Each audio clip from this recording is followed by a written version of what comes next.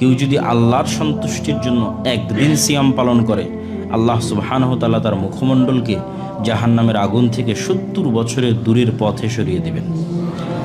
আর এক রিওয়ায়াতে আছে, কেউ যদি আল্লাহ সুবহানাহু ওয়া তাআলার সন্তুষ্টির জন্য একদিন সিয়াম পালন করে, তাহলে জাহান্নাম এবং তার মধ্যে এমন একটি খন্দক তৈরি করা হবে, এমন একটি দূরত্ব তৈরি করা হবে, আসমান এবং জমিনের যেরকম দূরত্ব।